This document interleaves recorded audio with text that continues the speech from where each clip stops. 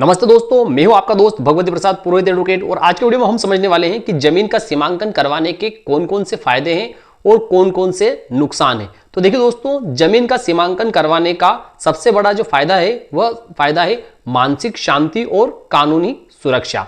देखिए, इसमें भी सबसे बड़ा जो फायदा है वह पहला फायदा है, सीमांकन करवाने से सीमा विवाद का स्थायी समाधान हो जाता है। देखिए, अक्सर पड़ोसी के साथ मेड़ को लेकर झगड़े होते हैं। सीमांकन से स्पष्ट हो जाता है कि आपकी जमीन कहां तक है, जिससे कि आपका विवाद खत्म हो जाता है।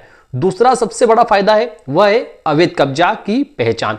यदि किसी पड़ोसी ने आपकी जमीन को दबा रखा है तो सीमांकन रिपोर्ट में यह साफ हो जाता है कि इस रिपोर्ट के आधार पर आप धारा 250 मध्य प्रदेश भू राजस्व संहिता के अंतर्गत अवैध कब्जा हटाने के लिए आवेदन कर सकते हैं। तीसरा इसका सबसे बड़ा फायदा जो है वह है निर्माण कार्य में सुरक्षा।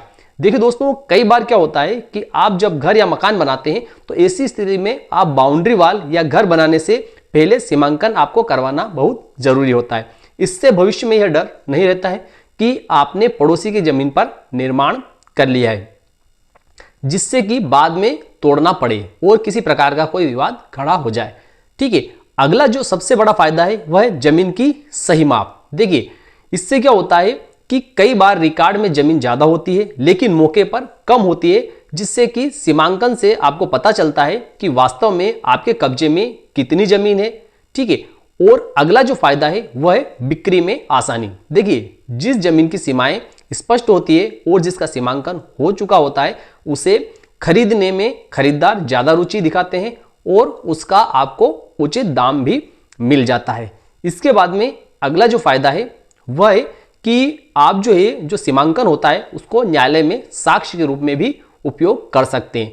देखिए, सीमांकन की रिपोर्ट जो रहती है, फील्ड बुक जो रहती है और पंचनामा जो रहता है, उसको कोर्ट में आप सबूत के रूप में भी पेश कर सकते हैं और उसको कोर्ट भी सबूत के रूप में मान लेती है।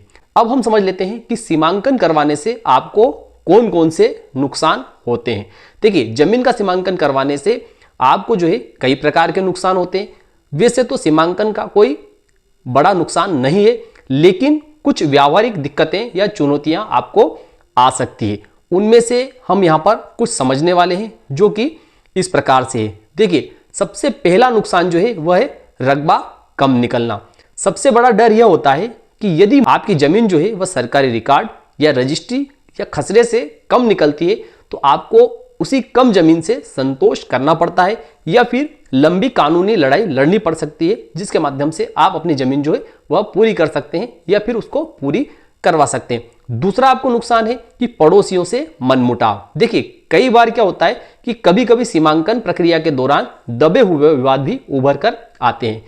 यदि यह साबित होता है कि पड़ोसी ने कब्जा किया है तो आपको आपके आपसी संबंध जो है वह खराब करने पड़ सकते हैं या फिर आपके आपसी संबंध जो है वह खराब हो सकते हैं। तीसरा बड़ा नुकसान है वह है गलत नब्ते की संभावना। यदि पटवारी या आरआई जो है अर्थात रेवेन्यू इंस्पेक्टर जो है उनसे आप नाप करवाते हैं, नाप में गलती हो जाए या वे किसी प्रभाव में आकर गलत रिपोर्ट बना देते हैं तो आपको नुकसान हो सकता है। हालांकि इसके खिलाफ आप 129(5) में एसडीओ के वहां पर उस सीमांकन को चुनौती दे सकते हैं। चौथा नुकसान है खर्च और समय।